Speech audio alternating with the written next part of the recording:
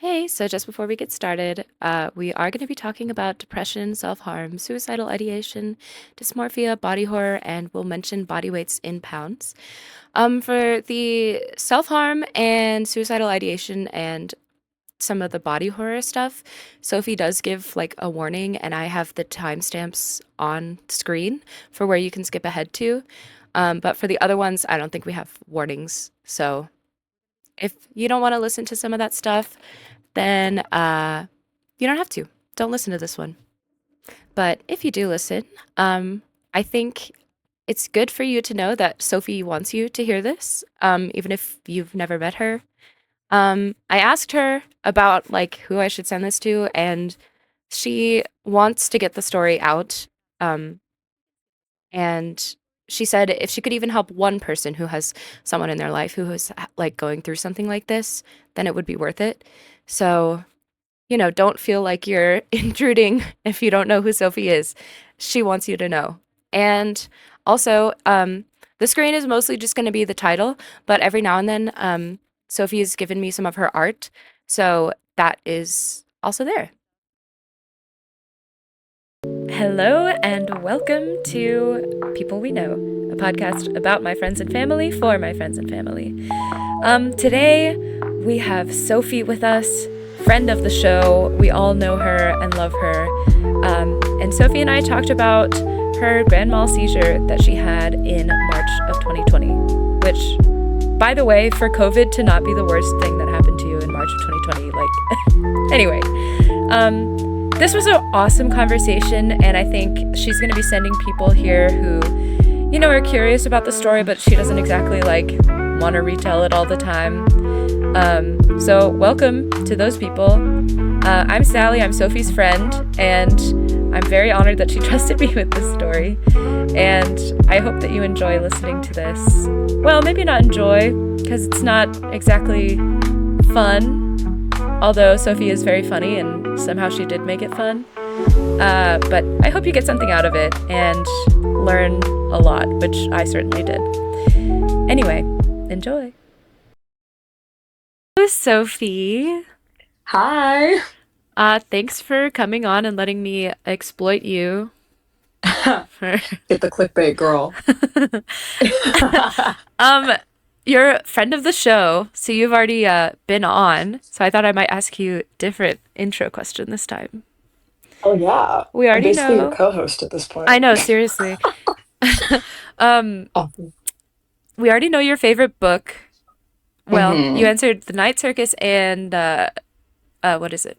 The Secret History. Secret History. Yeah. Okay, so I guess out of all books, it doesn't have to be just those two, but if you had to pick a book to like enter, like your life becomes that book, which book would it be?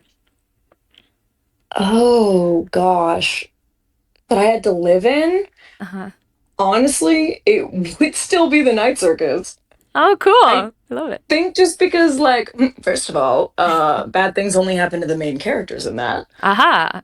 And the second person perspective of that one is really just so inviting. So, I mean, as soon as you mentioned it, I'm like, yeah, I want to go to the freaking Oh. circus. Come on. Second person? Yeah, there are portions of the book that are like, you step into the circus, you What? notice this. Bro, it's so good. Oh my God. Wow. It's so good. Damn. Yeah. Haha. Gotcha. Wow. With my uninteresting No, answers. that was a great answer. That actually just piqued my. I'm gonna move the Night Circus up on my Goodreads. Like, Oh, it's such a quick read too. yeah. Uh, Y'all. okay. Tell me what we're talking about today. Ooh, well, we're gonna talk about epilepsy, Mm-hmm. and it's kind of a serious bummer. Yeah. Um, I, I've kind of okay. I'm just gonna do stream of consciousness. Please. I'm. I debated whether or not I would be able to do this episode Yeah. because this is one of those things. Um, but then I thought about, who actually listens to these, and these are all people. And, I don't like hold this back. I tell people what I've Mm. been through, I share it. It's just that I don't normally do it all at once. Yeah. And but I realized like, yeah, I am comfortable sharing this story a lot. I feel like most people know. Um, but yeah, I don't know. Uh, Yeah. well, I feel like I don't know. I don't know if a lot of our friend group really knows. I think we know that it happened, but because of Yeah, like the state you were in when it was happening and that's very like true. people's like nobody Yeah. wants to like straight up ask you like, "Hey, by the way, how was that for you?" You know? Yeah, So I think that is like very at true. least for I guess me, it's I don't because know. it feels like this big thing, that like bits of it sort of start to come leaking out, Yeah. and then I plug it back up because it's a bummer. It Yeah. sucks ass. But then never talking about it just means that it's trying to like get out even more. And then it's like these huge, horrible chunks of it come out sometimes, and then nobody really has a whole story. So yeah, it's just this very interesting thing I kind of carry around. Hmm. But I can start with a timeline. Great. Yeah. And I already told Sally this, but I would like to restate it. Hmm. I pre-wrote all of this because if I just try to do it from my brain, I'm gonna freeze Hmm. and forget stuff, and I'm not gonna get my point across. So if it sounds like I'm reading from something, it is because I am. Because I couldn't do this otherwise, you know? Yeah. I can. Yeah. This is all in the past. It's still something I carry, but I am at such a good place right now. So the story has a happy ending, guys. It's fine. But I will just read what I have written, and it starts with our timeline, and it's all sort of formatted timeline, and it is going to start present tense because Okay. the beginning parts of this are something that I still relive. Okay. I don't That's one of those things that I need to work on is remembering without reliving. So I Mm. didn't even realize until after the fact that like I was fully in like present, like this is happening. Mm. And I thought that was just something very interesting. But Yeah. God, me pussyfooting. Okay. March 12th of 2020, OSU announced that we would not be coming back after spring break due to a COVID outbreak in Norman, Oklahoma. On March 13th of 2020, there's photo evidence that a whole bunch of my friends came over, including people who listen to this podcast, and apparently they stayed until at least 2 a.m. the night before. So with that context, I was very tired on March 14th of 2020.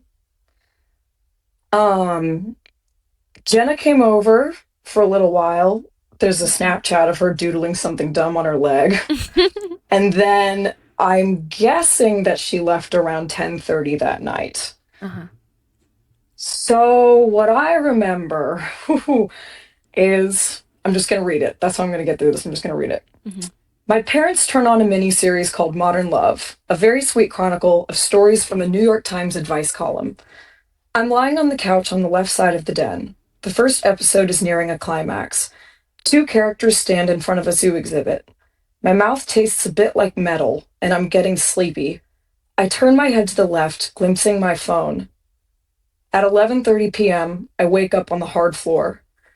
My mom's hands are on my neck. In fact, there are at least 6 pairs of hands on me. Whew. There are two large men talking in stern tones as they pin my shoulders to the ground. For a moment, I thought there was a break in happening. I twist my neck to the right, and I see a yellow gurney rolling into my living room. Two paramedics lift me from the ground. I can't see, and I realize it's because I don't have my glasses on. My feet are cold and bare as they secure the straps over my legs. My hands are pinned to my sides. Whew, I didn't expect so quickly. Um, the gurney faces backwards, and my mom is helping to push it from behind. I ask her what happened. She says, "You had a seizure, Sophie. We're going to the hospital." She's using her doctor voice, and it scares me as much as it comforts me. Not many people know this, but I get my brutal honesty from her. I shit you not, I said, "Oh, well, that's not good." Oh my And I God. know that that was literally what I said. Of course you did. I Oh my said, god. oh, that's not good. I knew it was a stupid thing to say, but it was all that I could think of. And it made my mom laugh, so that was a relief. I'm not sure if I was fully conscious. I have a glimpse of being rolled, and then I'm wide awake in the back of an ambulance. At some point, they gave me my phone. At 11:36 p.m., the inside of the ambulance is sterile and white. Through the doors, I can see the chaos of our cul-de-sac. The neighbors are outside looking. My mom is giving her credentials to the paramedics. She's demanding I be taken to her pediatric hospital in Fort Worth. They're having an argument. Yes, the patient is 18. Yes, it's a farther drive. But those doctors are her colleagues, and she knows that they'll take care of a doctor's daughter. The back doors slam. She shouts, Soph, I'm riding up front. Just hang on. The back doors slam, and I'm alone with a faceless pair of hands. I can't tell you what he looked like or what his name was, but here's what I can tell you. And this is where people should probably skip ahead a minute if Okay. they don't like descriptions of needles Great. or bodily horror. Mhm. Yeah, skip. The IV he stuck in my left arm was the largest I've ever seen. I believe it was a 16 gauge. I know that he was following procedure, saving my life, but talking about it now, I can still feel it shoved in my arm. I've never been afraid of blood or needles. I volunteered for cortisol injections directly into my rotator cuff, much to the horror of an orthopedic surgeon. When I get blood drawn, I watch the fluid flow out in pure fascination, and my heart rate never changes. But thinking of that IV 4.5 years later, I still feel sick. And I pause in typing this. I look to my left and I still see the giant circular scar. It's a white lump sitting in the crook of my elbow, and it hurts. So, you can unpause here if you're okay. Okay. The good news is the line was full of Ativan. In the moment, I feel light. I feel normal. I pull out my phone and start sending Snapchats. When I flip my camera around for a selfie, I'm surprised at my appearance. There's an oozing circular wound all the way around my right eye. It looks like an indentation, maybe from my glasses. There's a large scratch on my forehead, and it's left a scar to this day.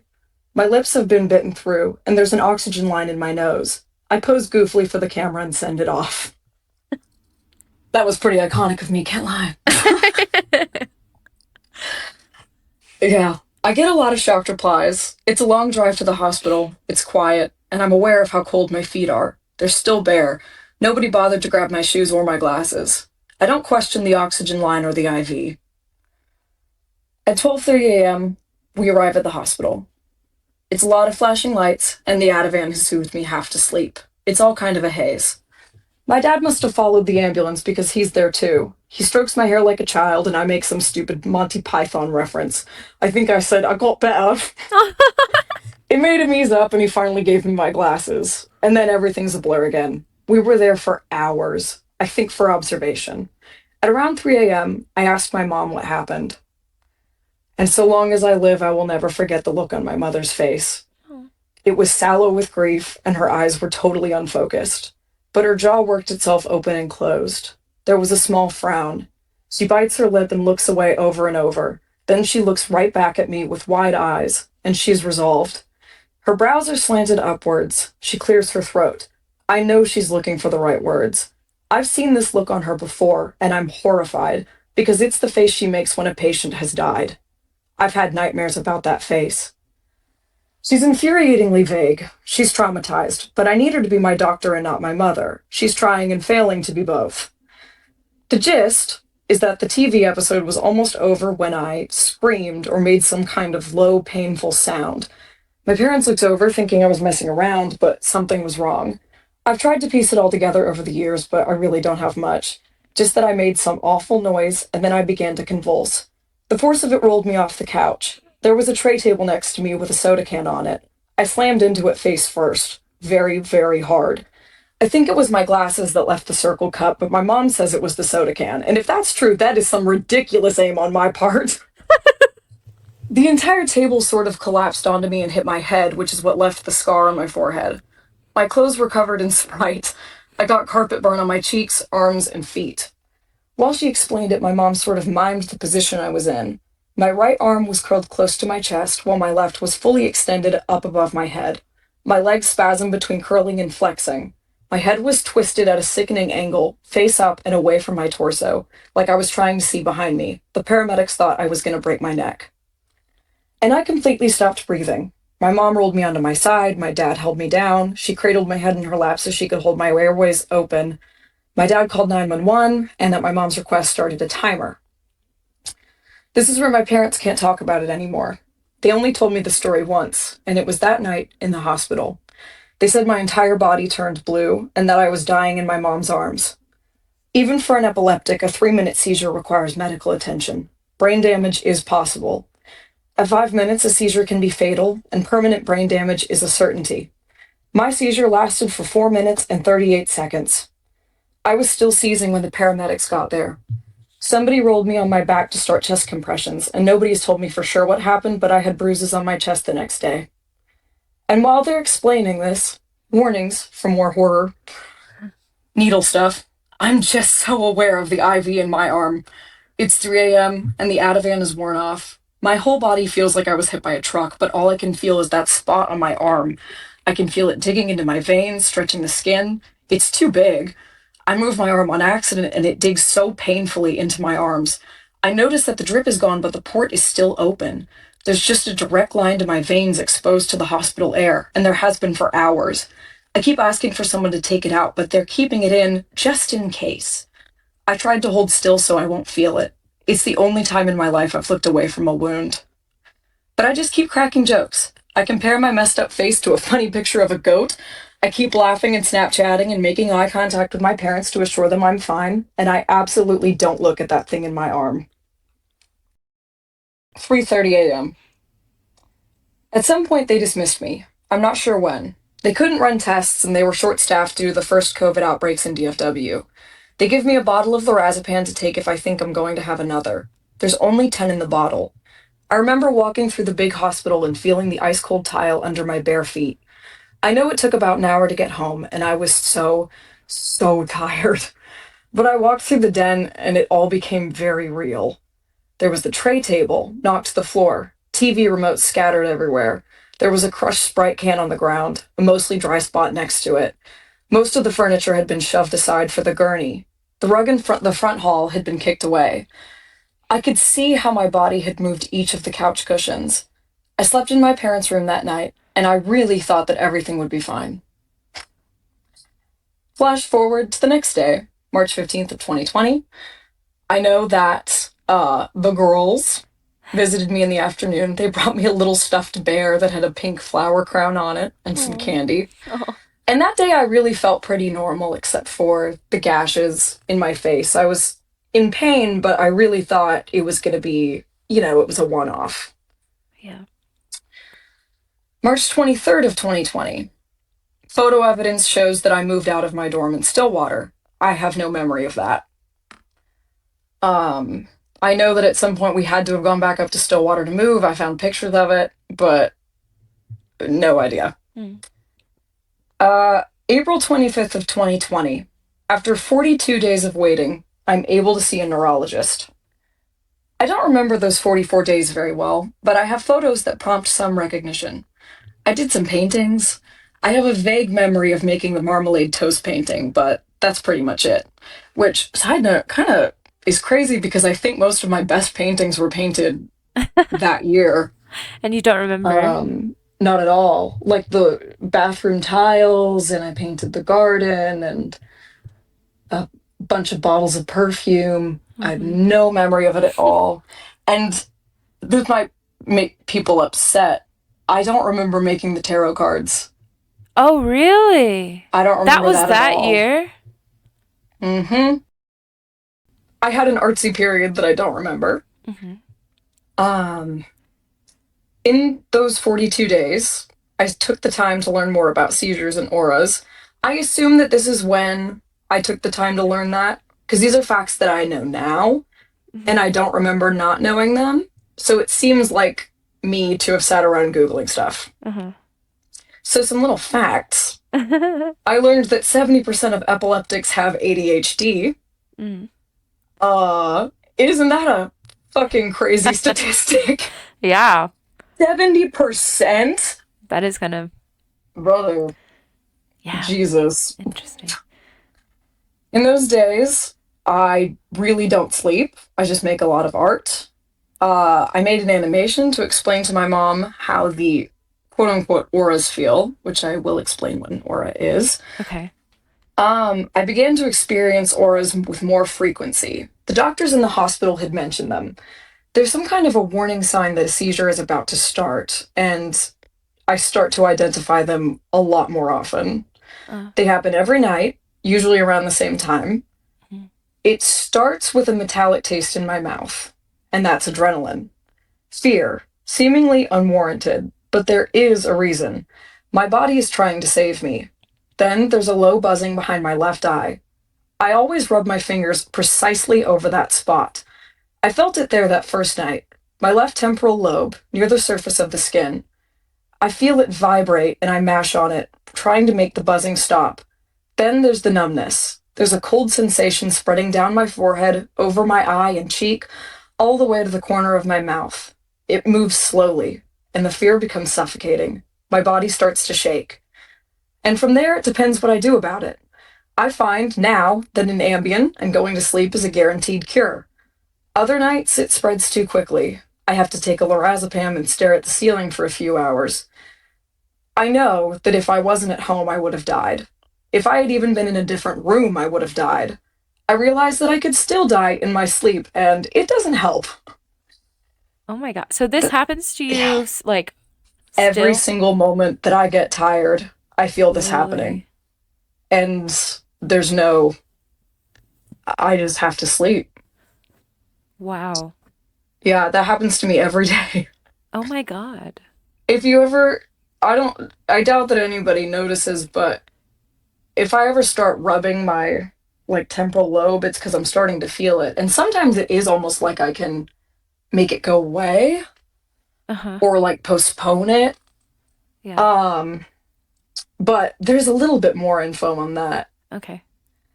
Uh, that week, the neurologist only talked to me for 10 minutes on a Zoom call. He says, you need an MRI and an EEG. You'll start Keppra after the MRI. It'll stop the seizures. With my history of insomnia, he's certain that sleep deprivation is my trigger. Ambien works on the same GABA receptors as anticonvulsants. Ambien and a rigid sleep schedule is probably what kept me alive this long. There's not much conversation after that. And he tells me something hilarious. God. Fear can trigger a seizure. Fear. And how fucking funny is that? If I don't sleep, I'll die. But if I do sleep, I might die anyways. If I'm afraid, I'll never fall asleep. And if I'm afraid, I'll have a seizure. And to not have a seizure, I have to fall asleep. Oh my God. Yeah. That sounds hellish. Yeah, it is, bro. And there's something wrong with me. Ever since I was a kid, I've never been able to fall asleep. My very first memory is of lying in a crib, staring at the ceiling, not being able to fall asleep. I was diagnosed with insomnia at age 10. I started taking Ambien at age 12 because the lack of sleep was becoming a medical concern. Every night, when I would close my eyes, I would be on the cusp of falling asleep, and then the fear. A huge spike of adrenaline would hit me, and I would be wide awake. I could never sleep without medicine, no matter how exhausted I was. And in 23 years of life, I've never taken a nap. Now I know that it was my body keeping me alive. Yes, I have never No. taken a nap. No way. Not even as a child. Even like when you were a baby? Never.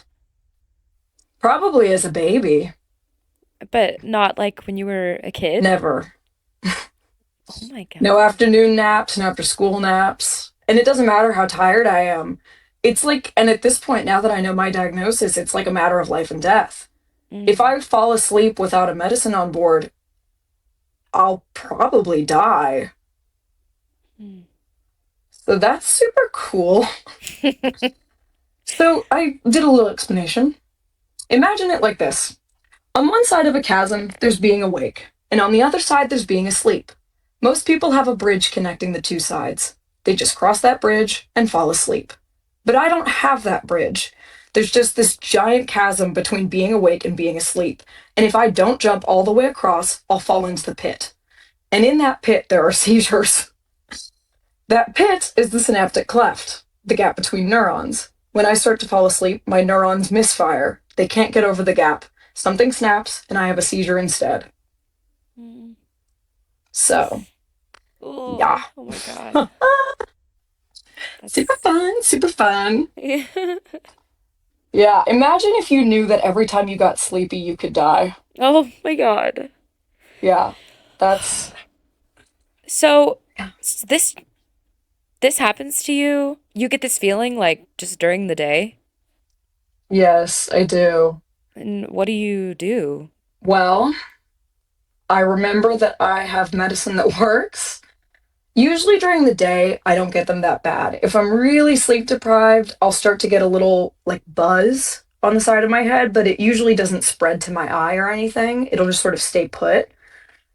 Um, but worrying about it is the worst thing that I can do, which is the funny part. My God, so So what I have to, yeah, isn't that awesome? Isn't like that super cool? what do you even do? You can't do anything. Yeah, so I just had to, I do deep breathing. I Mm. have a very tranquil mind. Well, yeah, I mean I you can't really, afford to yeah. be stressed about anything. No, I can't. Being too stressed about anything could kill me. So, yeah, I have a very diligent like sleep schedule. I breathe deeply. I think calm thoughts. I usually try not to make a fuss about it because I don't want to freak people out, but I'll like usually seek out company. Um, like certainly if there's other people home, I'll go hang out in a shared space. But when I was at college, it really was just hope for the best, you know? So, but if you do start to feel it and it's like really bad, you take a lorazepam, Hmm. and that what does that do? So lorazepam, um, it works. If I'm not mistaken, I believe it also works on GABA receptors. Basically, the thought process behind anticonvulsants and working on the GABA receptors is the neurons can't misfire if there's no activity happening. Okay. So it basically binds to these channel receptors in my neurons and blocks them so that my brain can't start sending signals.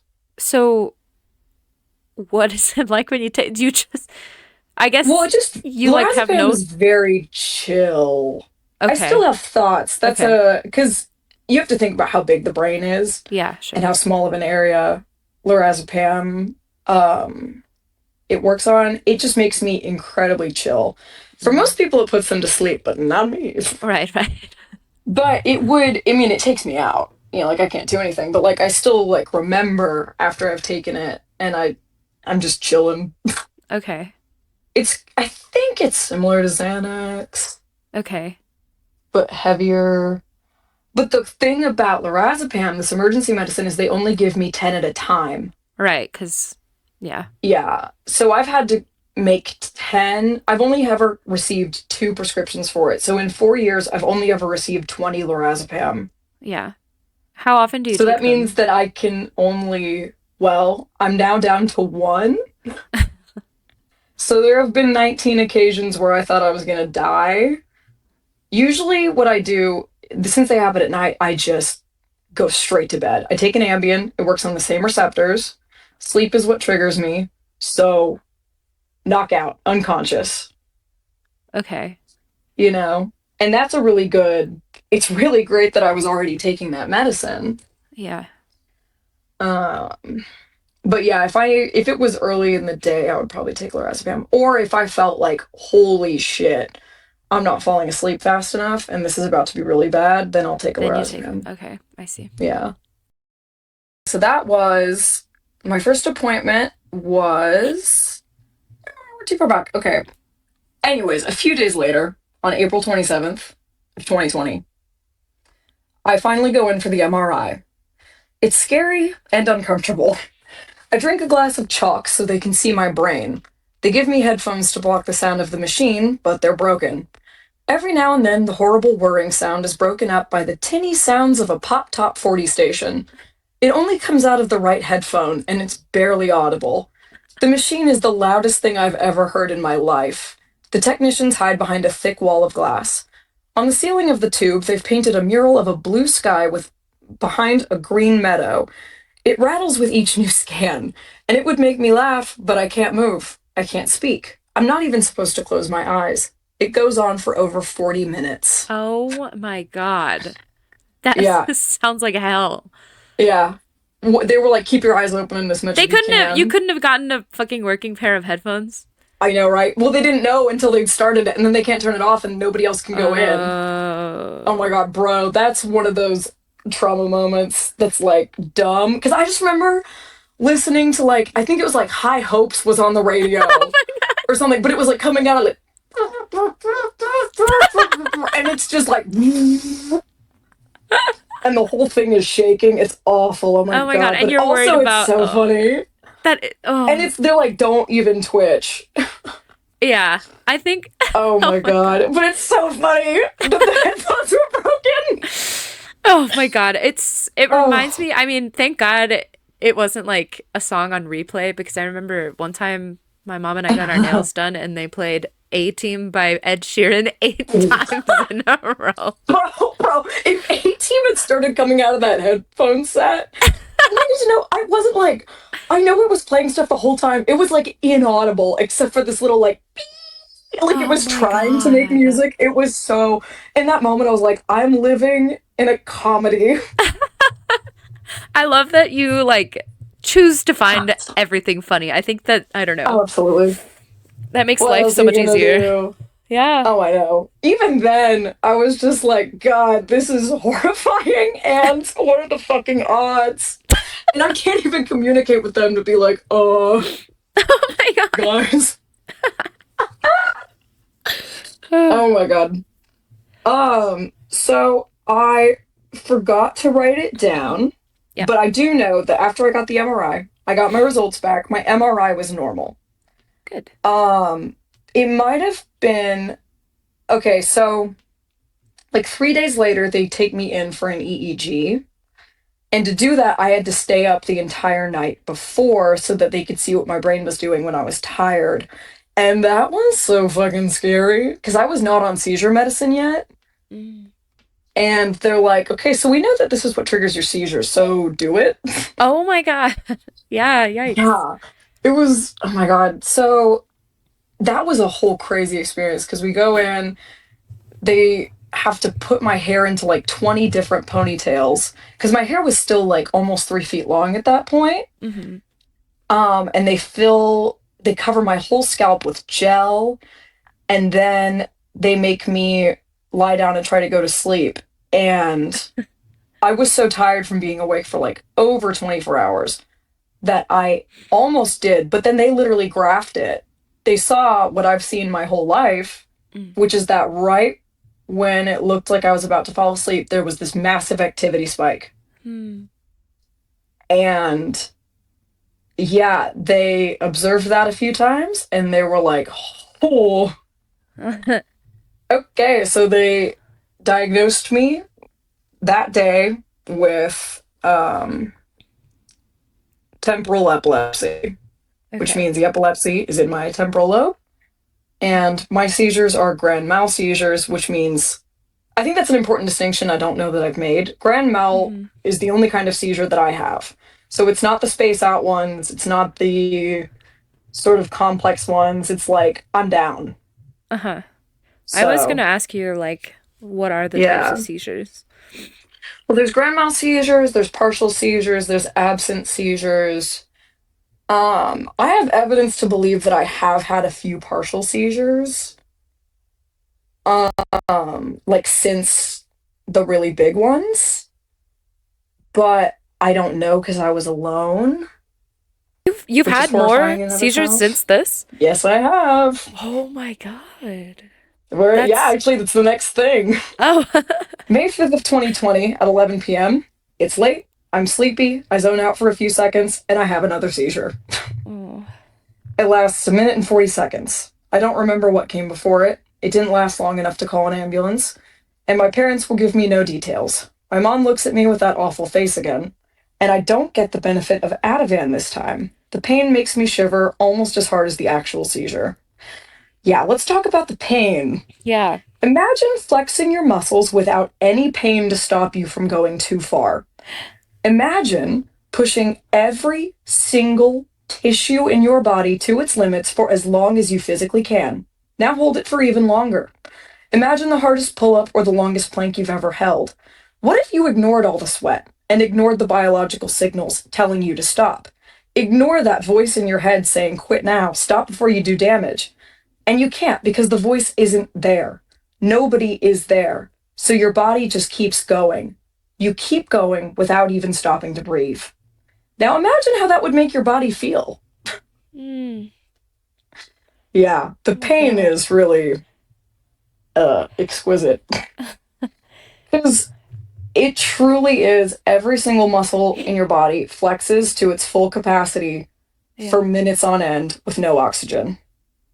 Oh my God. Shit's wild, brother. Yeah. Yeah. That night, I'm numb with shock. I don't sleep.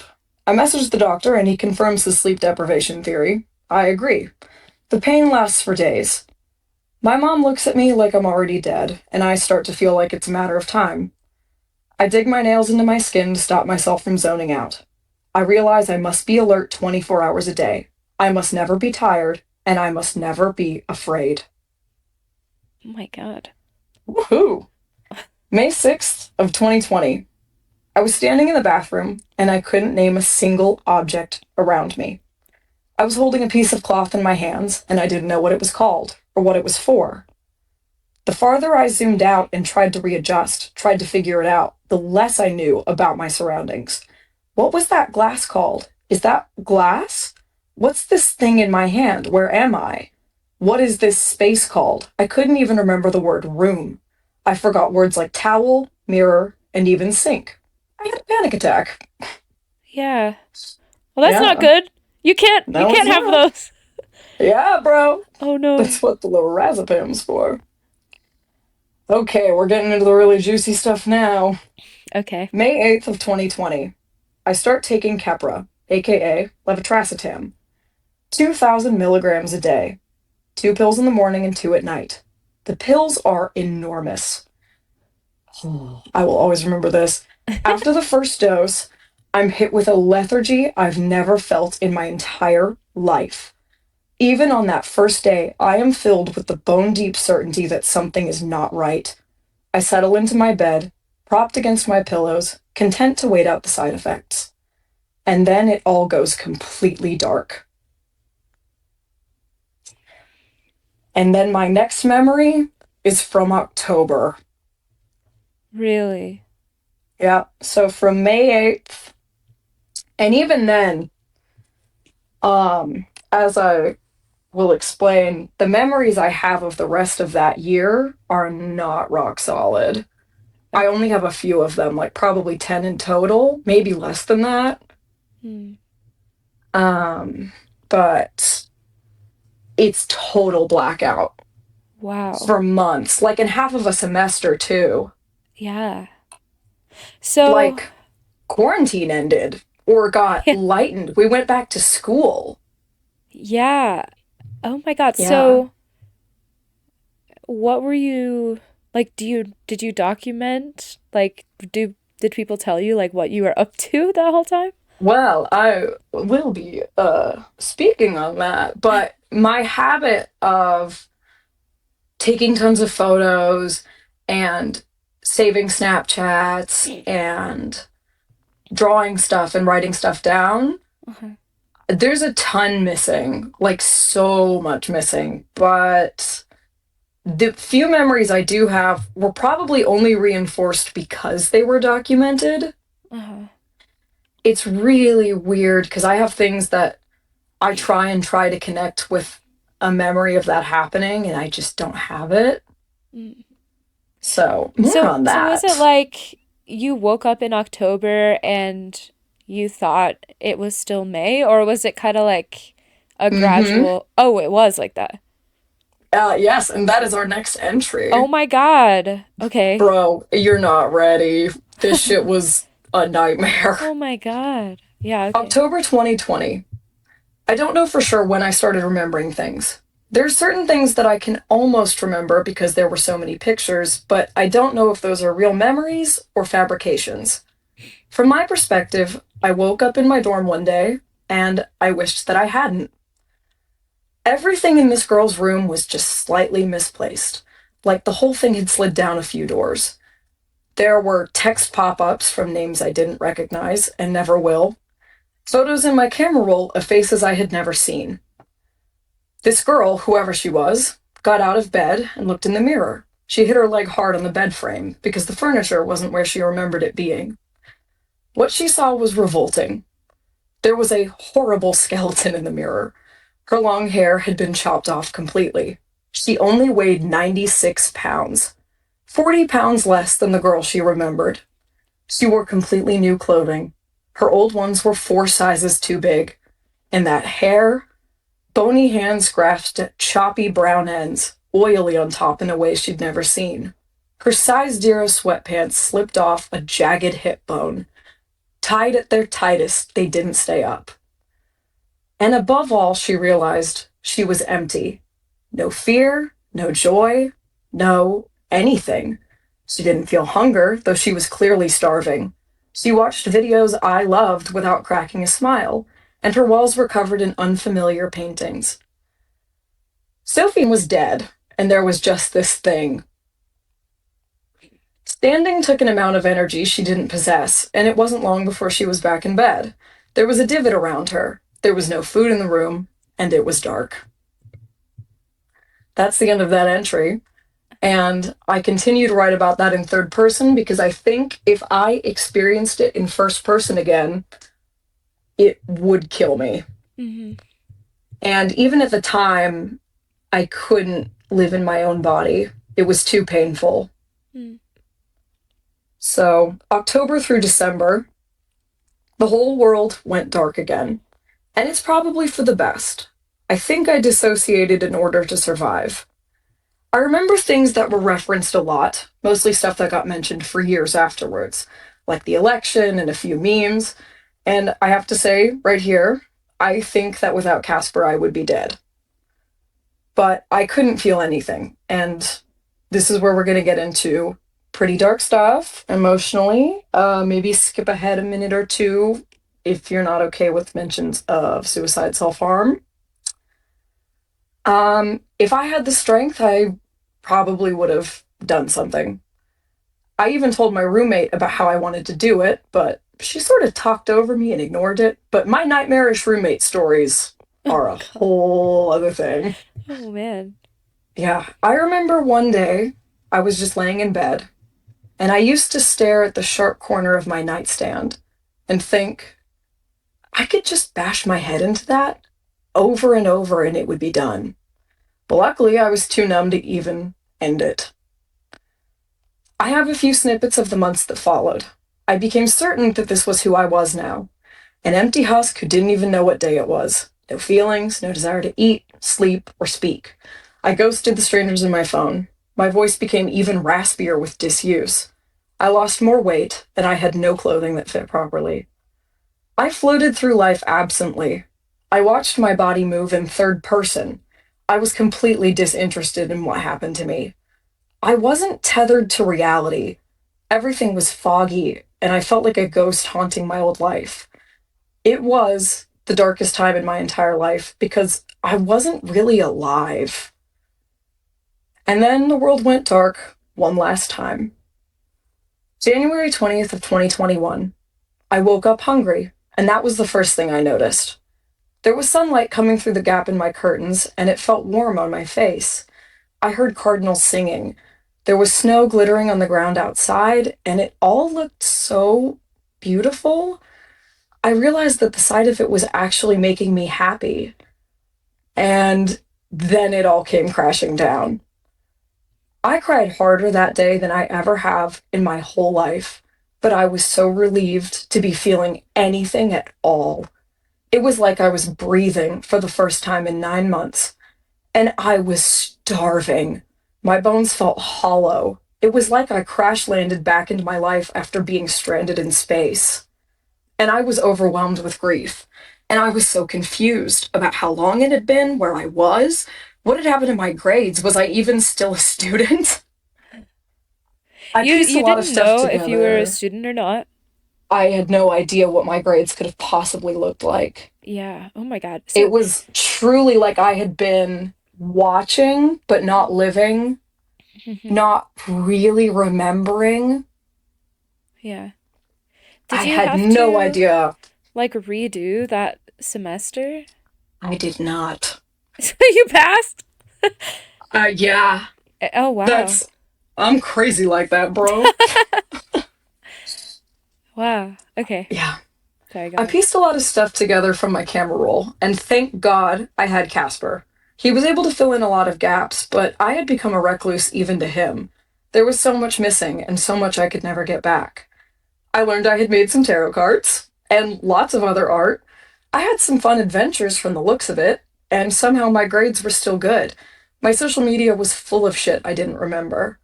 But looking at the photos made me feel sick. It was always an out of body experience to see myself smiling alongside friends I couldn't remember, or old friends who would forever have these shared memories that I didn't have. And I just felt like I was letting so many people down. To me, the Sophie that people loved was dead. Sophie was confident, painfully extroverted, and so happy, and I was none of those things. I was a whole new person. And that person was fucked up. Getting my emotions back was a blessing and a curse. It was the first step to healing, but it also meant that I was aware of what had happened to me. I was so depressed. The body dysmorphia was the worst part. I threw away any clothing that appeared in a photo. I wasn't that version of myself anymore, but I wasn't sure who I was at all. Being alone was awful, but seeing people was worse. Everybody looked at me the same as they always had, and it felt like I was telling a lie. It made me want to scream, "Your friend is dead." I just kept thinking it over and over. She's dead. I'm the only one left. She's dead. People would talk to me in class and I would have no idea who they were, but they had inside jokes with me, and I was somehow more alone than ever. So much of my identity was my authenticity, my brutal honesty. I'm very, I've always known exactly who I am, and everyone else has to deal with it. Fuck you. And here I was lying about pretty much everything, lying about remembering things, lying about being happy, lying about friendships. And who was I without that part of my character? If I didn't even have my honesty, who the hell was I? And I have to pause to say, that's not true anymore. It Hmm. never was. I know that now. This is all retrospective.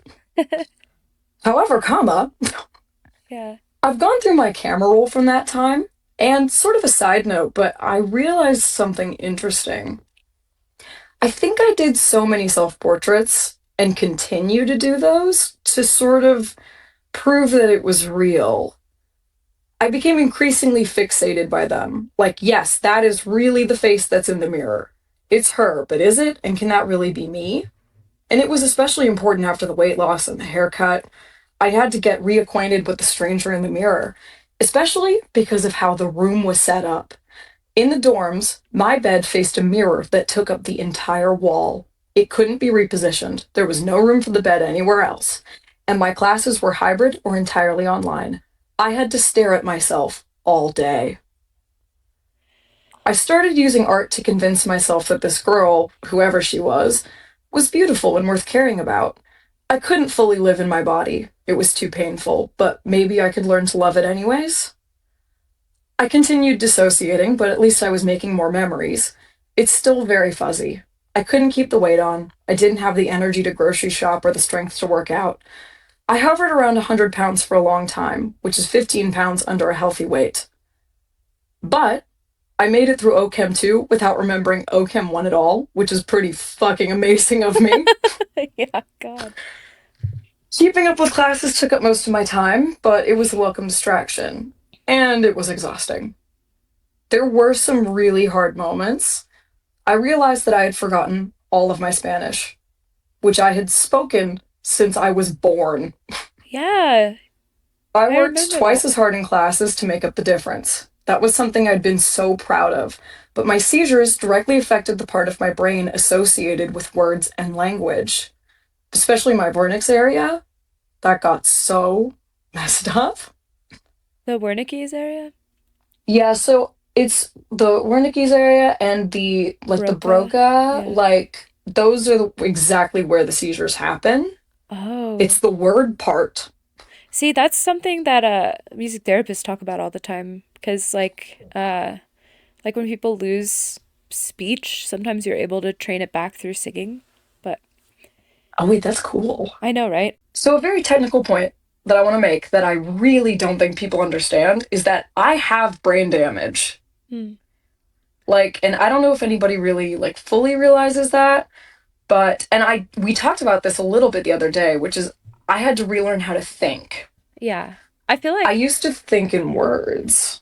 yeah, I feel like a lot of people like our idea of brain damage is not right because you're very Mm-hmm. smart. And I think people expect Yes. brain damaged people to like not be smart or have slurred speech or something, and that's just Mm-hmm. My actually, what's interesting is my speech was slurred for a little while. mm, Um, I just had to, I worked on it. yeah. Yeah, I did not get help with this. Mm, I had no counseling. I was alone in Stillwater except for Casper, who was going through his own shit. Great company, great friend, uh-huh. love Casper.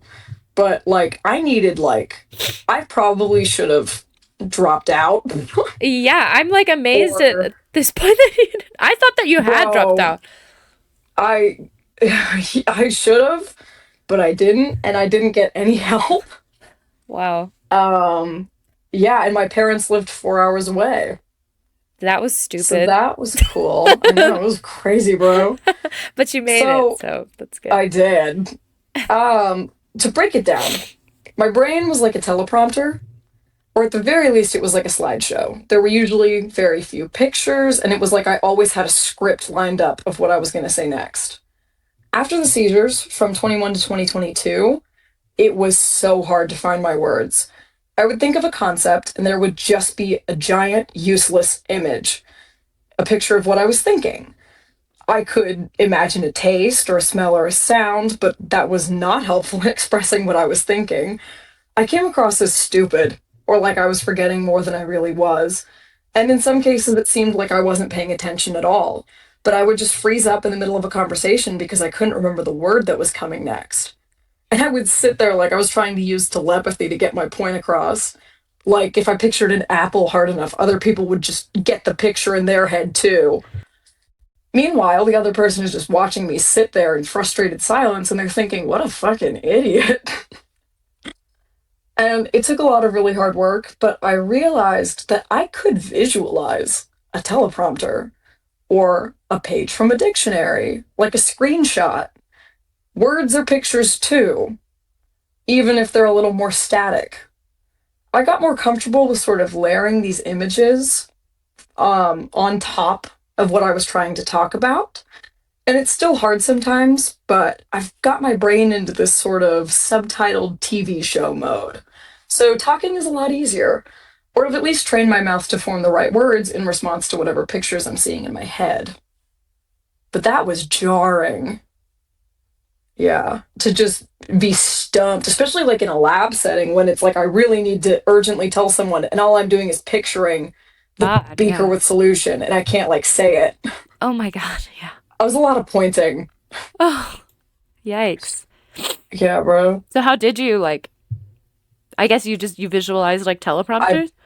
I did. I visualized screenshots from dictionaries. I visualized like truly like imagine like screenshots of pages from books, Mm, screenshots of words from the dictionary. So now my brain looks more like a slideshow with a background and a bunch of text in the front. mm, I see. Or truly like it looks like a show with subtitles. Mm. Yeah. But that took a long time, like at least 2 years. I know, I'm like that Yeah. sounds like such a hassle to like. So is that how you're thinking like Hmm. right now? Yeah, like right now, I've got like a background image of like right now I've got like I'm imagining like the brain kind of Uh-huh. and also apples because I kept mentioning Yeah. apples. Yeah. And I've got kind of like I've got the image in my mind of what this script says, which is also why I'm glad to be reading from it Yeah. cuz I'm just so scattered now and it's at this point it's like I've gotten the text big enough that it's like split screen. It's like half what it used to be and half Oh. the new way. Uh-huh. But I still find myself sometimes just going, just figure it out. Yeah. Yeah. Um, so yeah, there was a lot I had to grapple with and to get pretty sad, but not, I don't think trigger warning. Uh-huh. The most horrifying part of it all was that nobody had noticed. Mm. I confided in my parents about it in that same January, told them I had been feeling so numb and how awful I had been feeling. And she just said, "You seemed fine." And Mm. everybody told me that over and over. "You acted normal. You seemed fine." I was wasting away. I lost 40 pounds and never went outside. I was literally praying to die, and nobody noticed anything was wrong. And it's nobody's fault. There is nobody to blame. But that took a little while to come to terms with. Mm. Because I feel like I really went through the stages of grief, anger. Yeah. Can you imagine losing 40 pounds, People not. looking, yeah, looking like a shadow of yourself? Mm. And you seemed fine. You seemed fine. You seemed normal. Mm. That was crazy. 40 pounds in under a year. Yeah. Oh my God. And like, I mean, my vertebrae were sticking out. My shoulders were so, I'm off script at this point. My, I mean, my shoulders and hips were such a weird shape. Mm. I looked terrible and I looked half dead Yeah. and I was so pissed. Mm. Yeah. But yeah, so I just spent uh, a long time wondering how could nobody have seen? Why didn't anybody help me? And I don't think I'll ever truly get closure on that, but it's also not, it's, there's no one to blame. It was nobody's job to notice. It Yeah. wasn't, you know, but it's just one of those things. Like, Mm-hmm. especially when I was in that headspace of like the old me is dead. Yeah. There's a completely different person sitting here than there was a few months ago, and nobody even noticed. Yeah. I Yeah. will I mean, nobody ever sees you like as harshly as you're gonna see yourself. That's so true. Um, 'cause like Of course. I That's don't like, really it's remember. not a productive line of thinking. No, Also but because I wasn't really seeing many people. yeah. It was lockdown, Yeah. you know? Um, but yeah, like I think Yeah. like I because I kind of vaguely remember you at that time, but like you did look very thin, but I never saw you as like half dead. Like I still thought that you were quite beautiful, and that might have to do with like kind of our fucked up ideas of like thinness, Yeah. like we I was think that that's so, like fine, but it's really not. yeah, because my dysmorphia was so, I mean, I looked, I thought I looked scary to even look at. Like, and I think that was honestly something that I didn't mention here, but something that was so deeply fucked up was that I am finally back up to 120 pounds. Uh-huh. That is super healthy weight for what I should be. Uh-huh. It's only 10 pounds less than I was. And so honestly, I just shed like baby fat at this point. I am totally normal again. Yeah. But when I was down there at like 100 pounds, couldn't even lift my backpack over my shoulder, people kept telling me how jealous they were. Oh, that's I didn't fit into size zero jeans. that's I crazy. was withering. I was sick. And people thought I looked so good. That's disgusting. That was disgusting. That was one of the grossest parts was like I couldn't even talk to anyone about it. Now I do openly, unashamedly, Yeah. because fuck it, this is my experience. Yeah. But certainly in the first 2 years, I didn't want to tell people I'm too thin, but Yeah. You I were. was sick Mm. and I was feeling symptoms of it. Like I was malnourished, like I was Yeah. losing hair. Mm. My teeth were turning yellow. My nails weren't very firm. I couldn't walk long distances. And like I was dying in front of people and they thought I looked beautiful. I'm like, yeah. wow. I think, yeah, I mean, that must be why it was so frustrating that, like, nobody noticed Yes. because, like, we're all like, oh no, Sophie looks fine, whatever. She's a little skinny, but. Yeah, and I was totally, I have to assume, because I don't remember. Uh huh. I know that later I was absolutely trying to be normal Yeah. for, especially for the people in this group who remembered me at what I perceived to be my best, or at least my, like the realist version of myself, Mm hmm. because that was my only frame of reference was who I was at 18. And then suddenly I'm 20 years old and I look like death warmed over. Mm. And I'm just, yeah. Mm. So, I mean, so that's just one of those like super unproductive things that haunted me. And like, it doesn't anymore because it's unproductive, it's unfair, I it think it's is just fair. a little crazy. No, I think it's fair. I think it's bullshit that, people were complimenting Yeah. you. Uh, I mean, I went from a size 4 to a size 0. yeah, in less than a year. And yeah, like literally in probably going by the photos, it was 3 months Yeah. because I kind of just laid down and didn't get up. Yeah. No, I think Yeah. it's fair. I mean, I guess maybe it's not. Well, I think it is productive because It's not helpful, I think it you is because know? you're processing it out loud right now. You know, That's true. I am. I think it's. Yeah. If I've I were you, I'd mentioned be it to fucking people. livid. I was livid, especially with my parents, but then it's like that's not fair either because like I was after a few months I went back to Stillwater, you know? Yeah. Well, And I'd come home and what? It's cold outside. I'm in sweaters. yeah. Well, I think And the I unfair part yeah. is like that you had a seizure. Like I think Yeah. like it kind of Yeah. it fucked up your life It and like did your a lot. relationships. Yeah. Yeah. But Derry, we have it gets better. It's fine. It got better. Yeah, I don't know. I just feel like I had this kind of conversation like a few years ago, and I don't even remember who I was talking to, but it was sort of like well, that's not fair. Like nothing is fair about this. Yeah. No. But I wasn't myself. I don't even remember what happened. And I think it was very, very scary and really fucked with my trust to realize, like, if I had been like that forever, nobody would have known.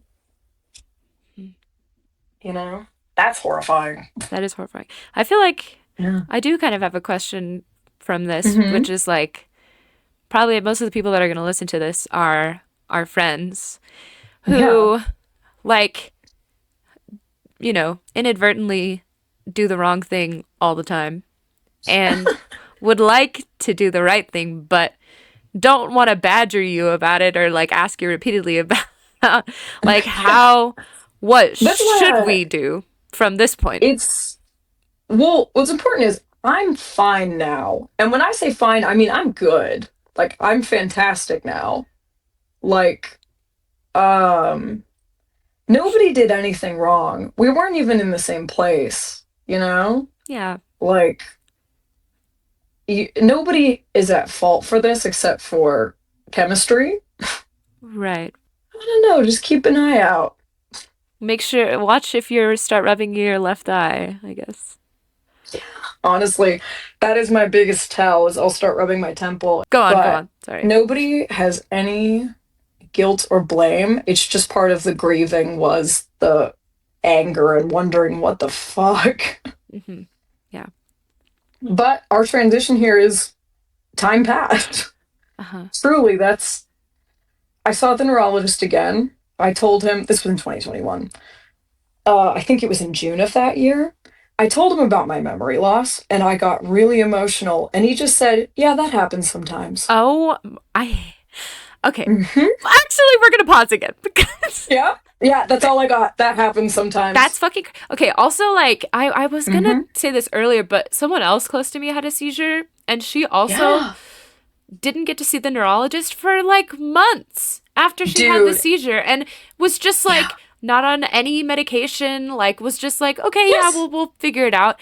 And they told us, they were like, when people have a seizure, we kind of just like say okay when they've only had one, and then when they have two, we start to watch. It might have Yes, just been that a fluke. was I'm like, what?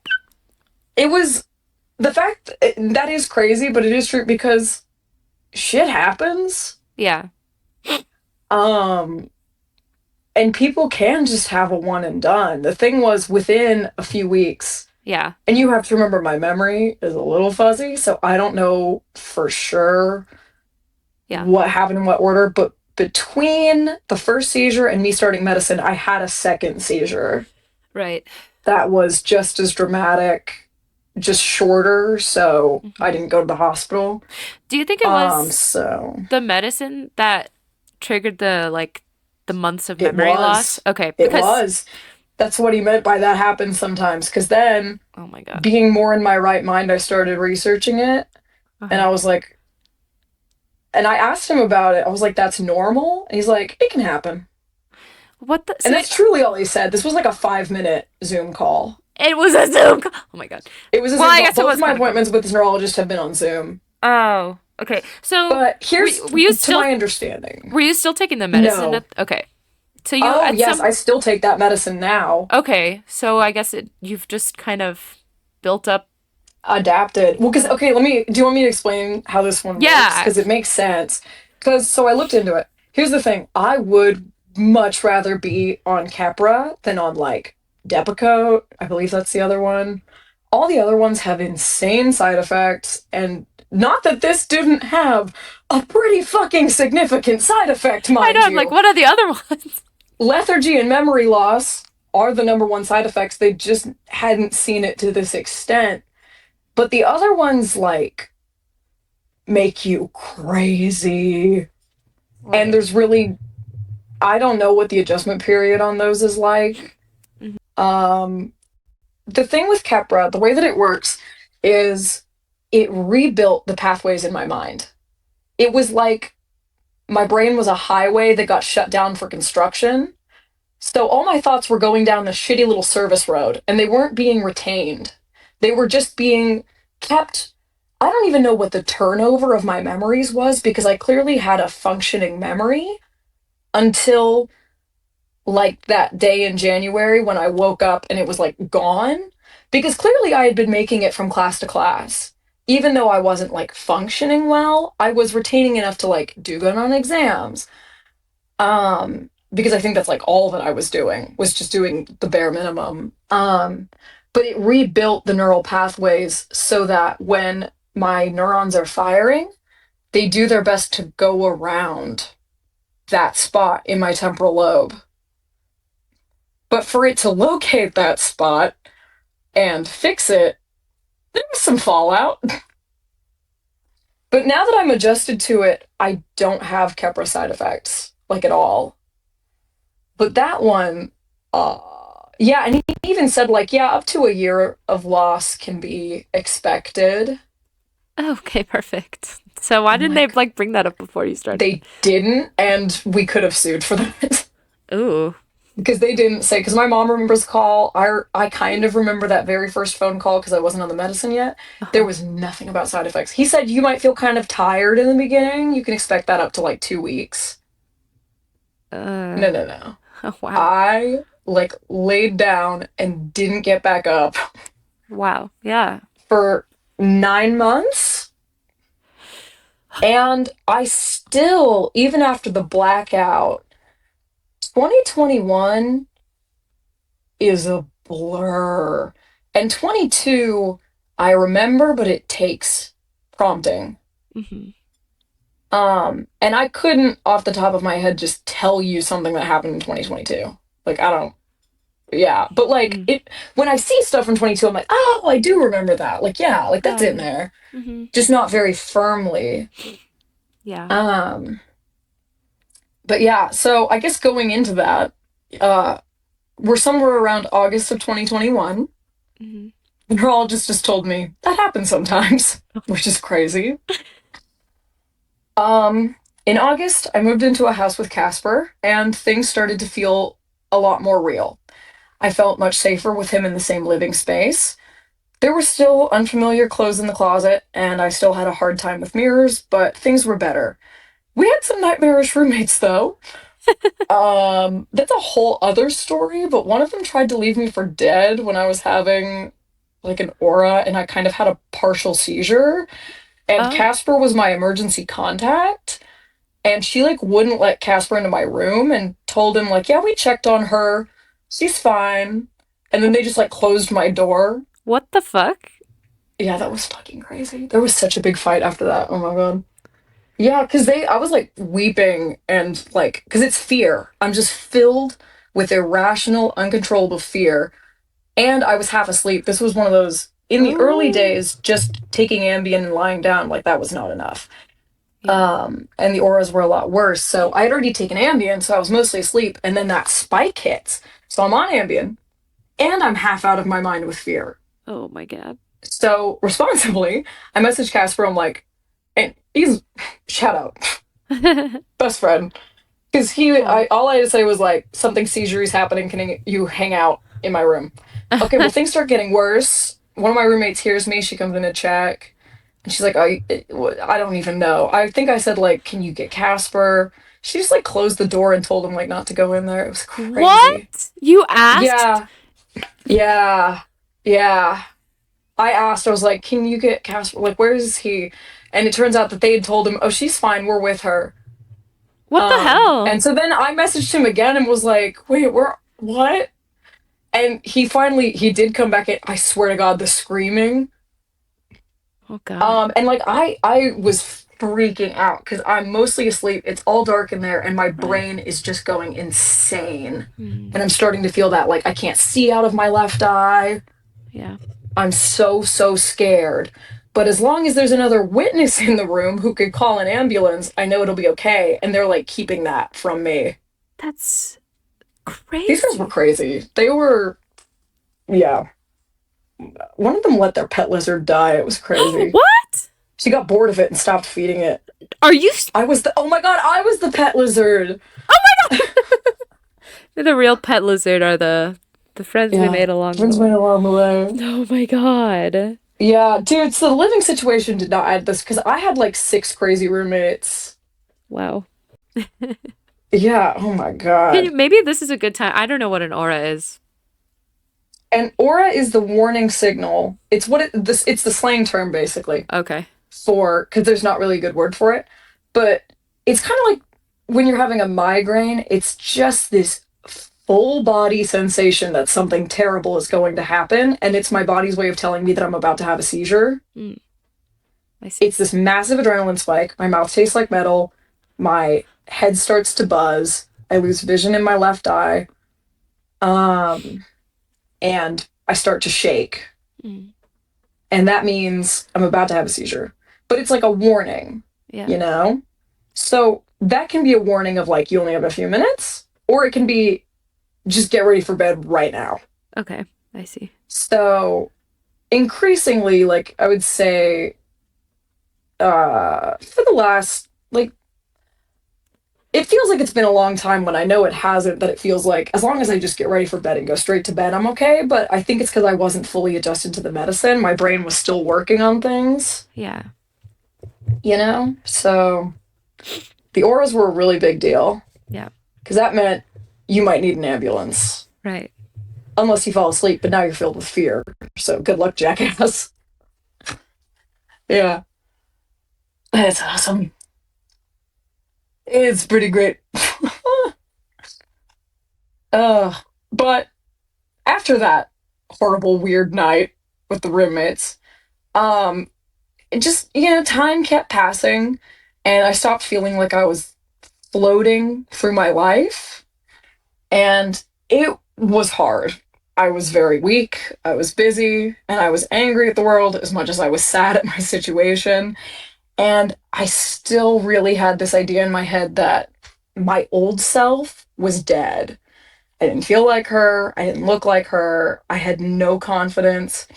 And I just didn't have a lot of trust in the people around me because of experiences with my roommates. And, the people I was closest to were all so far away. I was just very, yeah. So I was really just stuck in my own head. But I took it one day at a time. And this is sort of a lighter thing, but I've done this like introspection thing because I was going through my camera roll. This is going to sound goofy as hell, but it is a much more fun thing. Making art to cope with the sort of identity stuff showed in D&D because it was around that time that I played my first campaign. And as dumb as it sounds, I kept making all these D&D characters that had my face. That was very important to me, that they looked like me, because I didn't feel like I looked like me.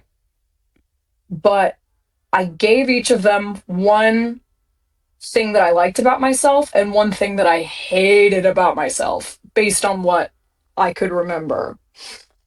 And I gave them those pieces of me because I couldn't remember how to just be myself. I learned how I learned how to do it through RP, even though it's goofy as hell, but like I made Sophie into a character. Yeah, one really good thing and one really bad thing for each of these characters that have my face, and I made myself into a character that I had to get into Mm. again. So this begs the question. We are Yeah, in a D&D campaign together right now. of course. Is Cliff one of these characters? Absolutely. On a base level, Cliff was supposed to be comical. So, on a base level, my sibling asked, and I said, Cliff is the part of me that hates Californians Oh my as god. the good part. And as the bad part, Cliff is just the dumbest parts of me. Aw. But as you have become, you're a fabulous DM, which you did not explain to us that you would Aw. be. Because you Stop, said it was your stop. first time. I was expecting like a Monster of the Week one shot, but you've got crazy with it, bro. So I've sort of built Cliff up to meet that. Aw, thank you. And I've put more of myself into her. But also, when you do that, when you make a caricature of your own traits, Mm. you create someone that you can align with that is simultaneously nothing like you. Yeah. Yeah. And because it's just the one trait, one good, one bad, not the complexity. I Mm. make a complexity out of whatever's right and whatever's wrong. Yeah. There's not really a single character of mine that has like all of me. Right. And like, you know, I think I mean, I don't know if this is your experience, but it seems like playing as like something that you hate about yourself, like maybe you learn that and you grow to Well, love the yeah, character and you don't hate it as much. absolutely. Or at the Ah. very least, learn to, because when I'm finally ready, I know that I was ready to make this episode because in the other campaign that I'm doing right now, I am playing as a character called Myth, which is so funny, all my character names rhyme. I'm sticking with that. Her thing is memory loss. Oh. She just had one really terrible thing happen to her, and now she just doesn't remember, and she's just floating. She's confused. She wanders.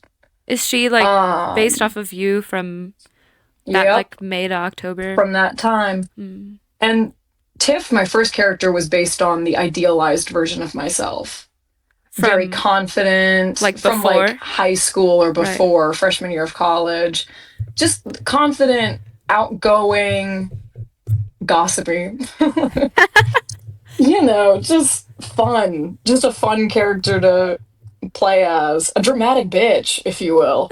Because I didn't even have my drama anymore. There was no, because being dramatic takes energy. Being a gossipy bitch takes energy. I wasn't even a bitch anymore. How sad is that? To I just want to say I don't think you were ever a bitch.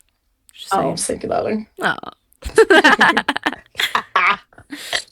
But you know what I mean. Like, I'm Yeah. not like afraid. I don't bite my tongue, is the thing. Yeah.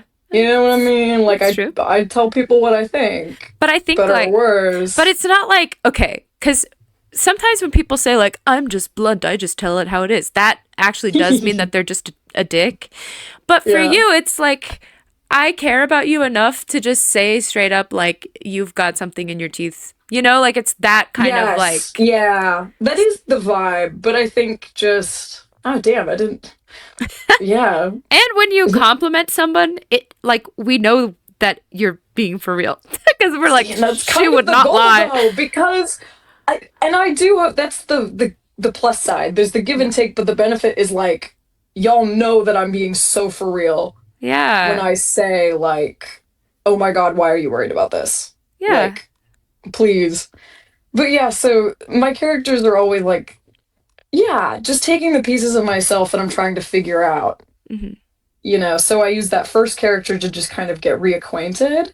and then every subsequent has been like kind of getting back more and more of myself. It's not like that was the only way, but Yeah. that's also why I draw myself so much, because it's like, especially back then, I couldn't believe that I was still me. Mm-hmm. I could not reconcile the fact that it was the same face. Mm-hmm. And I felt so like my existence felt so fleeting. And there was so little validation about, like, if I was even there, Mm. that it was like I was leaving tangible proof that I was there, Oh. Mm. Like leaving a breadcrumb trail that says, up to this point, this person is still here, Mm. you know? Can I ask you something? Of Do course. you still think that like the old Sophie is dead? Sorry. That, no, that's a really good question. And it depends on the day. Hmm. I feel like yes. No. Well, okay, no, I feel like her. Uh-huh. And especially as I've gotten to come home and reconnect with everybody and go on these great, this is kind of giving away the goat for something later, but it is, yeah, it's like, as I get to fulfill a lot of childhood dreams, I'm like, those were my childhood dreams. Mm. Yeah. This same person. Yeah. And again, like, just even as I look more like myself, Mm. I look like myself again. I'm thinking more like myself. And so I no longer I feel like I died, but I feel like I came back. Yeah. But there was a while there where I really didn't think I was ever gonna come back or be the same. Hmm. And, but yeah, just, it does depend on the day. For the most part, I feel like her, but like in like a war story where they come Hmm. back kind of wrong, but Okay. Yeah. mostly the same. It's like I've just got a bunch of scars now, literally and mentally, but it is the same person underneath. Mm. Yeah, I I feel like really do feel like I got myself back. yeah. I think like something for me in my mental health journey has Mm-hmm. been like because I've always had a problem with like growing up and feeling like I'm losing parts of myself, but Yeah. I started to think of it more as like I'm collecting more and more of myself. Like Then I that's absolutely how I feel now. uh-huh. It was just that I wasn't building. Right. I had only lost, Mm. because I wasn't, nothing was changing. I wasn't building. Without new memories, how can you grow? Mm. So I was stuck. But now I feel like I am a grown up version of that first person, you know? Mhm. Yeah. So that is really good. Yeah. And I feel like that, like, probably 90% of the time. Yeah. Yeah. Listen, 90% is pretty good, That is okay? pretty good. Hey, yeah. Yeah. Yeah. But you, So, like you were oh yeah. saying, just to see it as like you're building, Yeah. like that is how you should see growing up. You're just, the person you were is still under there. It was just, I didn't get that experience because the person I was completely inaccessible to me. I couldn't Mm. reach it. Yeah. Um, which I am kind of, yeah. So I'll just keep going because we are going to. I don't remember if I answered that question as well as maybe I just did. but I think I, you're doing great. I don't yeah, even I remember what said, we were talking about. I don't know. Well, I'll just pick back up. I made myself into a character that I could play. Right. Oh yeah. Yeah, but when you inhabit a character for long enough, you kind of become them. You take on a lot of their characteristics. And that's how I began to get myself back. Mm. It's like I sort of rehearsed, I studied the lines, I drew pictures, but it eventually became easier and easier to slip into the role. In and out of games, I was acting, like fake it till you make it. But Sophie, as I remembered her, was the hardest role to play. And I spent at least 2 years feeling like I was masquerading as myself. Mm. And even though it got easier, it didn't feel right for a long time. It feels right now, and it doesn't feel like an act at Mm. all. That's But good. that took some method acting on my part. Yeah. So in 2022, not much to say, but my hair started to get longer. I weighed 110 pounds, still underweight, but it made a big difference. I really got stuck there, like kind of until this year. Hmm. But at that point, I had spent 2 years watching myself sort of from third person perspective. And it's hard to explain, but I really was dissociated. The Hmm. voice in my head called me you. You need to get up and do homework. There was no I, there was no we, it was you have to find food. Mm.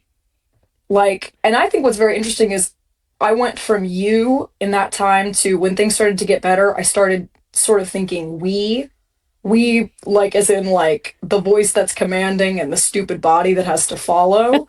And now I'm fully back to thinking in terms of I. Mm. I didn't write that down. That was just something I Oh, that was realized. off the Like I dome. think Wow. that Okay. was off the dome. I think in I Yeah. at this point. So that's wow, I really hadn't thought about that, but I do. I'm fully back to first person. Mm. But at that time, there still was no I. My mind and body were not parts of the same machine. But in that time, I started keeping a diary.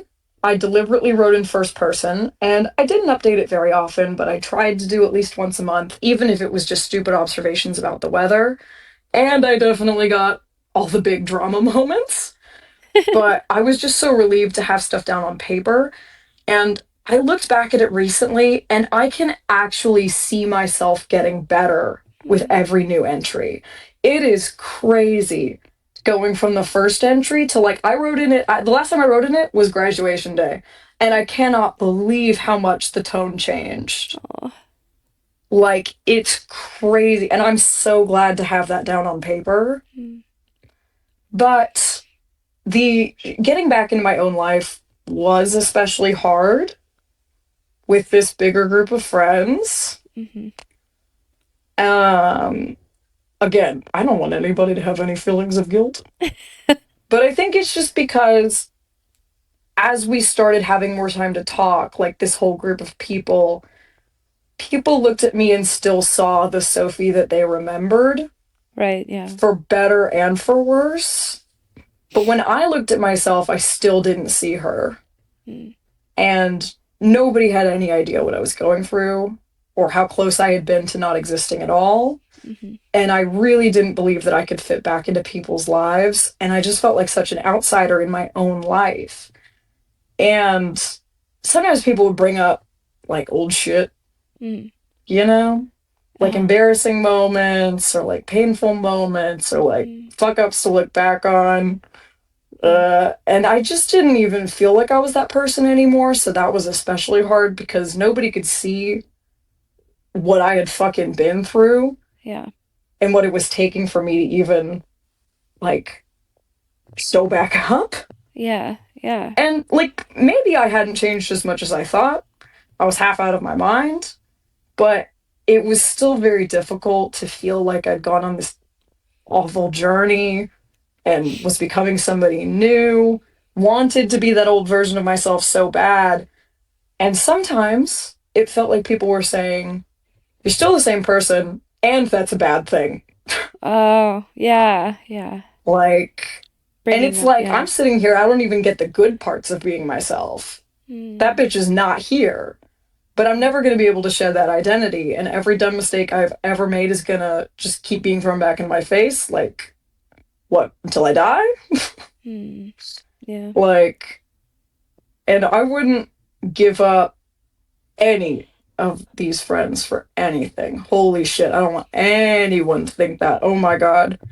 But I guess this kind of ties back into the like, what could people learn? I wish people knew that I am not who I was. Yeah. And like, basically, I want there to be a giant disclaimer on me that's like, all resemblances to this person are a coincidence and will not be liable in court.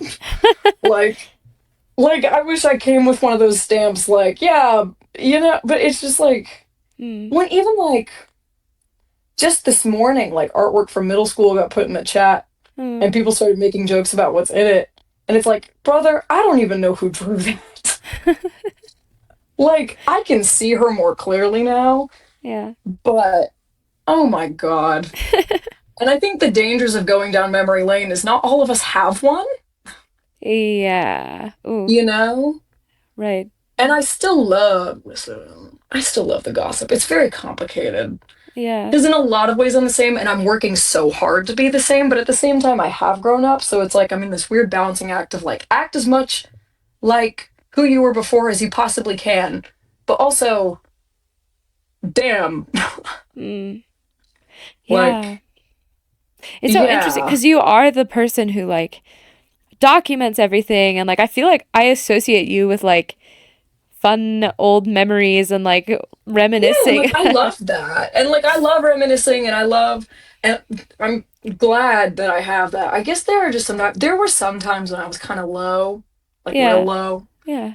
and maybe I was not in the headspace. This was a while ago though. Yeah. Well, I think And like sometimes it's just such a balancing act and I don't even know. yeah. I mean, it's fine. I think, you know, it makes sense that you would process that any way that you would need Yeah, to I and mean yeah. It feels like we've all grown up mhm. and sometimes it's like I totally see how people have changed. Yeah. And sometimes it does not feel like people have seen how I've changed, even though I've literally lived ego death Yeah. and been reborn from the ashes. It's just that that conveniently happened off screen for everybody else, Mm. you know? Yeah. And that's just crazy, Yeah. Yeah. you know? Mm. Yeah. But okay, so just looking back on like 2022, the best I can say, or the best I can explain it, is that my life was like I was walking around with 3D glasses on, but I wasn't even in a movie theater. Mm. I was just stuck in this Oh. awful red and blue split screen between my brain and my body. Mm. It made my head hurt. Everything had a fog of confusion over it. Every passing month made the picture come together a little clearer, though. And I guess in that second year, I felt like I was finally figuring out the plot. Like maybe I'd at least found the movie theater. But in the third, 2023, I finally got the fucking glasses off. And that is when I realized how fucked up it had been and how much I still hadn't been seeing. Mm. But I don't even know. I do kind of have a moment. Because June 2023, Mm. 2023 was a really good year for me as far as just getting myself back. Mhm. I think the final pieces kind of slotted into place in there. I started going out, having the proper college experience, and I finally started to crave socialization again. Like that was the biggest thing I had been missing was I became an introvert. Yeah, that's Like, so. and that's so weird. Do you still feel like you're an introvert? No, I Mm. feel like I'm an extrovert again. But like I really couldn't like I understood introverts so well because I genuinely I was like, God, people are so exhausting. And then suddenly they just kind of they got it got easier and easier to the point that I was like, oh, I wish that I was going out. Aw. And then that summer I had the opportunity to travel so much Yeah. and it was amazing Mm. because it was something that I had always wanted to do. This is where I was talking about it's like the childhood dreams are coming true and I Aw. realize oh, that was my childhood, me, Mm. myself, and I. Yeah. You know, when I was a kid, my parents are such like seasoned travelers, and I grew up hearing about all of their adventures solo and as a couple. Like they've gone pretty much everywhere. And going around Europe with my cousins, we hit like 4 countries in 2 weeks. Um, it was just, I didn't have time to stop and wonder about who I was. Mm. There was no acting or anxiety or anything. And I really just remember this one moment standing in front of Degas' dance class Mhm. at the Musée d'Orsay, which is Ooh. my favorite painting of all time. And I was just overwhelmed with such happiness. Like, I felt like, oh my God, this is my dream. This is Sophie's dream. Mm. Me, I'm here, you know? Yeah. Yeah. And now, 4 years later, it was easy to realize, wow, this shit was fucked up. Yeah.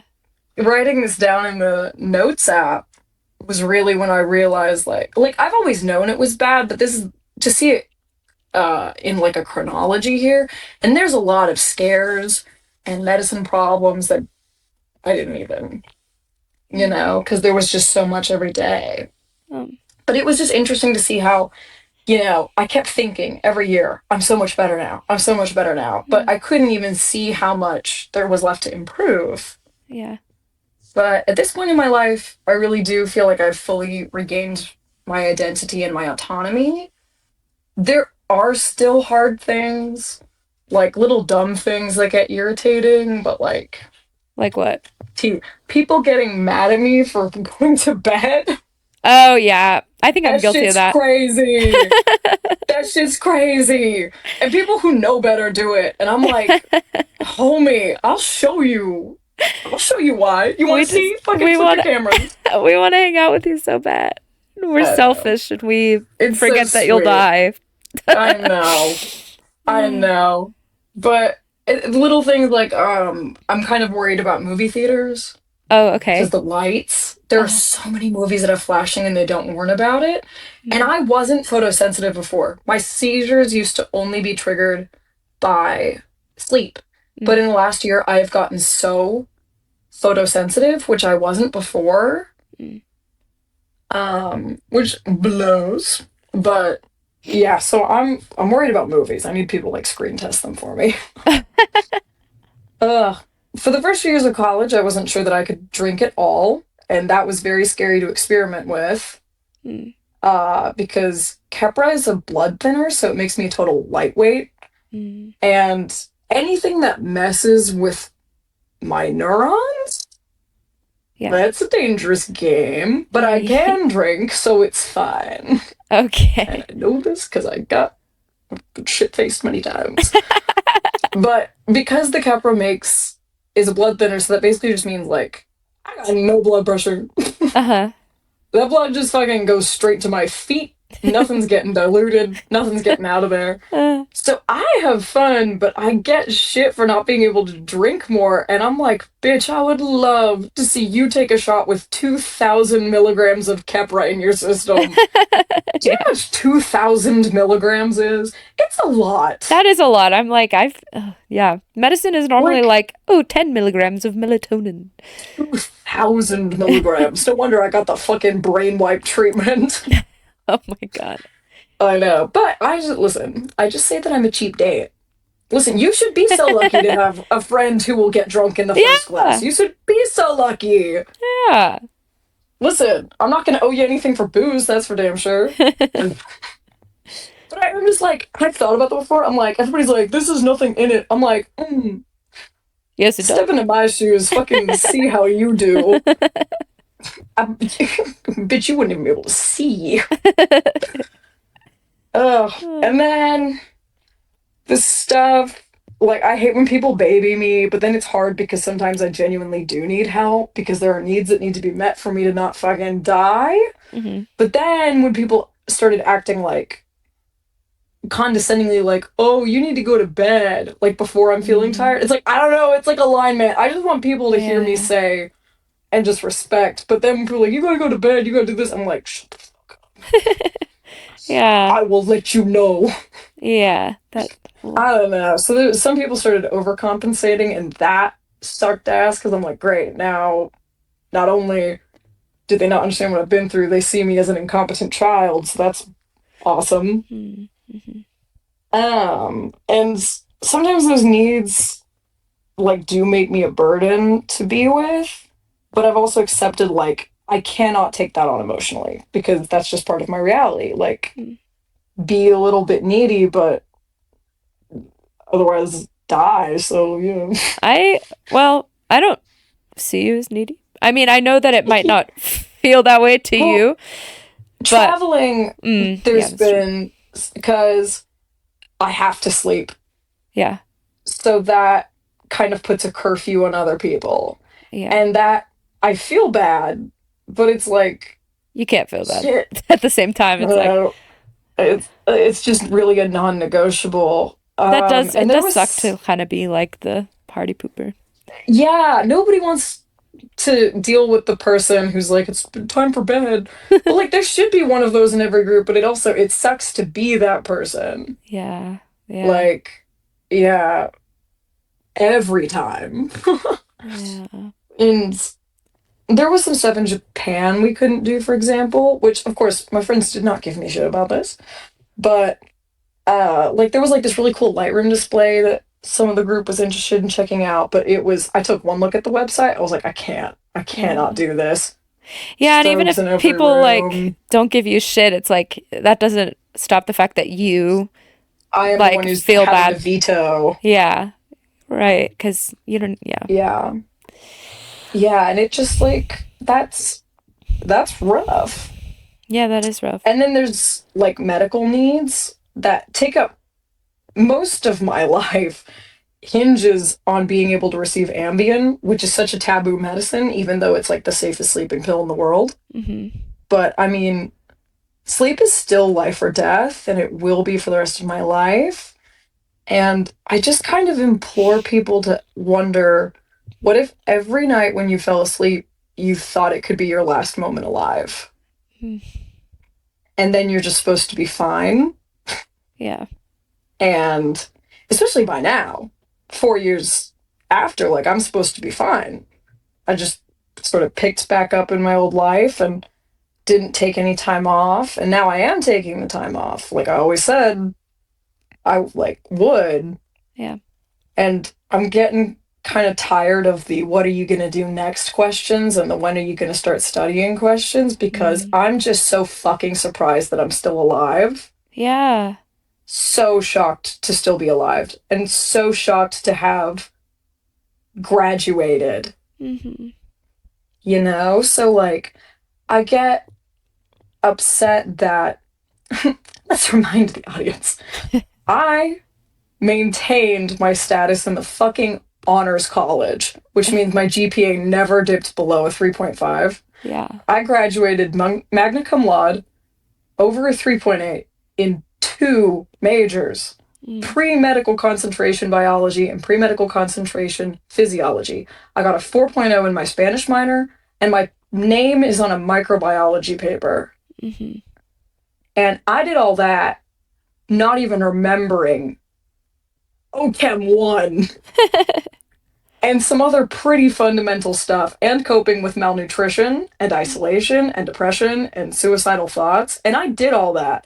And now I'm just home and getting better. And Yeah. I'm like, I just wish it wasn't this like stepping stone to something bigger. I Yeah. wish that that could be seen as, at least for now, like that was something really, really big. Mhm. And that was so hard. Yeah. And it took everything I had, and I should have quit and I didn't. And on paper, I should have quit. Mhm. And it's just what's next, what's next, what's next. And it's like just breathing for a little while. Yeah. Breathing, sleeping, eating is pretty Mm. like I got out of that even with all the PTSD. Yeah. I, And I just want to bask in it for a little while. I want you to bask in it. I Honestly. know. So it's like, and like, I want to do more. I want to do med school, or at least grad school. I want to do something, but like, I need the time to get better. Yeah. And it's just like sort of like a muscle response of people to ask when. Mm. And I'm like, when I am ready. Yeah. When Because I'm it's ready, not like guys. you're that type of person to like laze around forever and like never get anything done. No, It's I'm not. I just know I need time. also, And yeah, I've like, been taking this time to like figure out what happened to me and recover and do this other cool thing of renovating my house, which is like something I can do for my parents and ultimately myself because they own this. So someday I'm going to inherit it. So there's that. eh. Or at least have the rights to sell it when they die. So, like, and it's just getting better, Yeah. you know, with the benefit of having a support system around me. Yeah. Um, I the last thing though is like I don't there are things that I am so scared of. Like I don't want to happen again. Like okay, because I wrote it down specifically because maybe this should have gone earlier, which is that there was this moment last year, or I guess it wasn't last year, it was just last semester. It was near graduation. I was walking out of the library in Stillwater, and this guy, it was like my worst nightmare. This guy ran to catch up with me, and he's like, "Oh my God, Sophie, how are you?" And he was just a tall, average-looking guy with brown hair. But when I looked at his face, I felt such profound loss. Like I knew him, and I realized that I had missed him. I cared about him, and I didn't know anything about him. I felt this emotional connection with this person, and he held the door for me. He asked me about my classes. He asked specifically about Casper by name. He knew my major, he knew my life plans, and he started asking like if I was still drawing and stuff. And it broke my heart and I panicked. I just pretended to know him. I was just like, "Oh my God, I've been good. Class has been rough, but like what are you taking this semester?" I figured out that he was an engineer, so I don't even know how we met. Means that I'd gone out of my way to spend time with him. And he walked me all the way to my class, even though it made him late. And when we got there, he said, "We've all missed you. We've got to catch up soon, so let me know when you're free." Who's we? Who is we?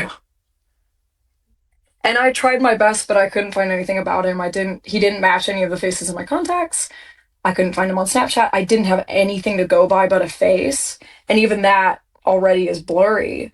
And I knew that this was a friend that I had forgotten. And that came out of nowhere, like a truck, like just a few months ago. And that shit sucks. And there's really no coming back from that. And I'm going to carry this guilt of wondering, are there other people out there who miss me? Like, how many people have I let down? You know? And that is something that I am going to carry. No matter how much the rest of it gets better, that is a reality. And I just have to hope to God I never run into them again. But I do feel like I'm done carrying the rest of it. Like that part of my life is over. The minute I graduated, this like enormous weight lifted off of me and I just couldn't believe it was done and that I was going to get out of Stillwater. And I think what is good is that so many of these emotions and experiences were tied to that location. So just getting out of there and severing ties, I feel not that I want to feel lighter, but I do. I never want to feel that light again, but it was such a relief. Also, because that's where all those like these mystery people are. At least I hope. But just coming home and reconnecting with people and just getting back into fully being me has been so incredible. And like I look in the mirror now and I don't even think twice about who that is. Like I know exactly who that is. That's me. That's Sophie. Like, got it. And I'm healthy, I'm strong, I feel good.